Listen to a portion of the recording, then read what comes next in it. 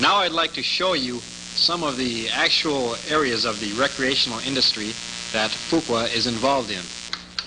Aside from being involved in the manufacture of ski equipment, football equipment, boxing and billiard equipment, Fuqua is also involved in the manufacture of baseball equipment,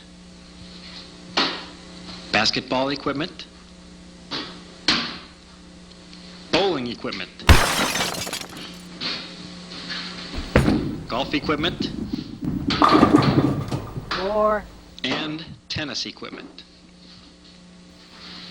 The manufacture of recreational products is more sensitive to the condition of the economy than are entertainment service companies. Leisure hardware is often expensive and therefore sensitive to consumer demand, and consumer demand is affected by high inflation. Therefore, when real disposable income rises significantly, hardware sales will be good. Leisure services tend to do best during periods of economic slowdown because consumers substitute less expensive luxuries for more costly ones. Ladies and gentlemen, now we have a special treat for you. We have in our studios today Mr. J.B. Fuqua. Mr. Fuqua, welcome to our show. Thank you, Jeff. Well, Hugh, it's a pleasure to be here. Well, we're glad you're here.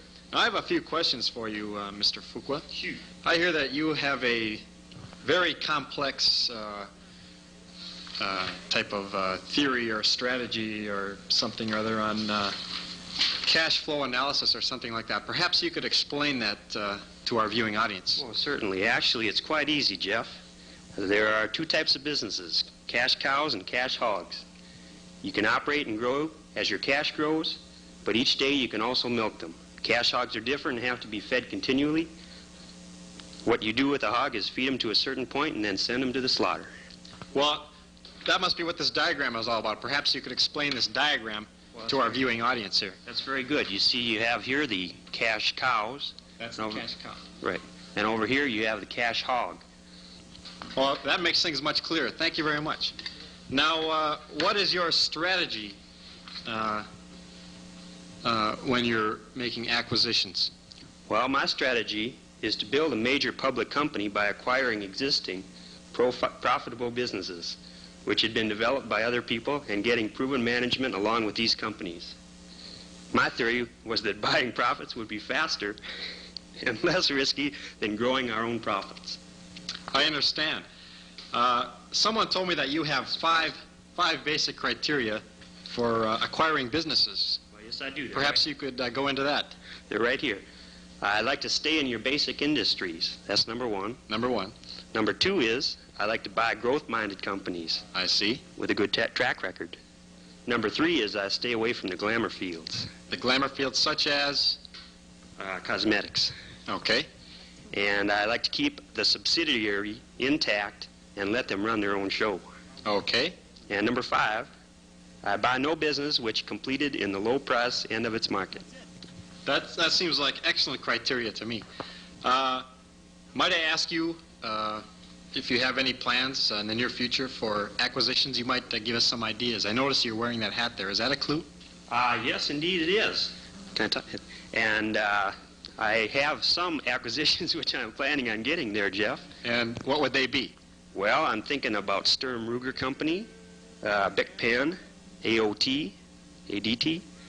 Oh, you mean ADT? ADT, KOA, and also the Boston Symphony Orchestra, as well as Funk's Hybrid and Lincoln. Lincoln Electric. Well, that seems just fine.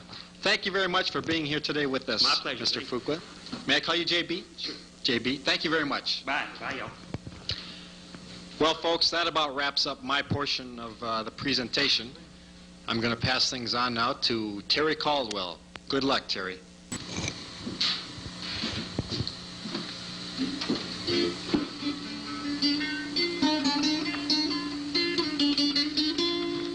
Well, folks, that about wraps up our presentation. Group number 8 thanks you for watching it. It's been a great quarter, hasn't it?